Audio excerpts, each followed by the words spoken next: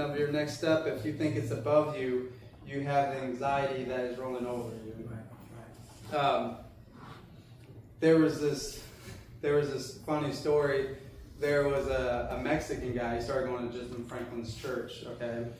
And he wanted to order food. He didn't know any English.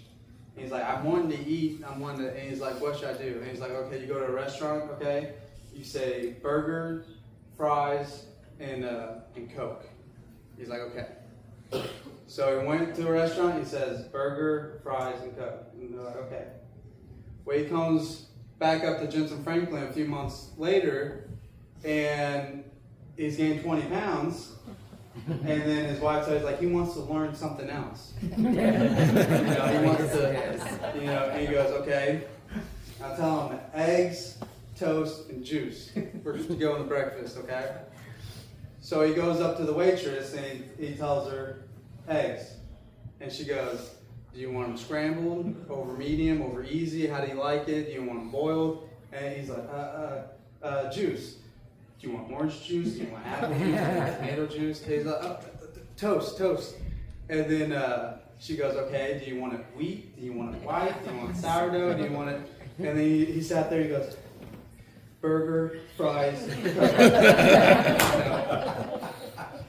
And that was probably that. And he was afraid, sometimes we get it's a funny story, but, it's like there's going to be growing pains when it comes to us going where we think we should go with God. So true.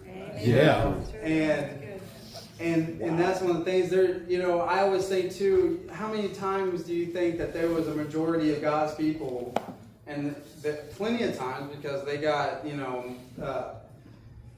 God came after them for it, but just like when they first got out of Egypt, when they first got, every place they went, there was a place of complacency and not wanting to go to the struggle. They didn't want to go. When they angered God, it's because when they got out of Egypt, the promised land, they thought giants and these men was crazy. They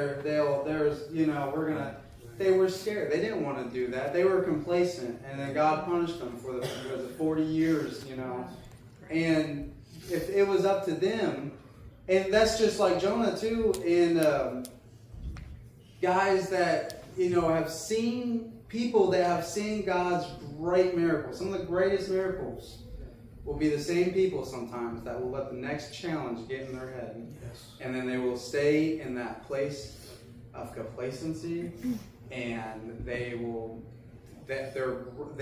growing is done. And like I said in the beginning, something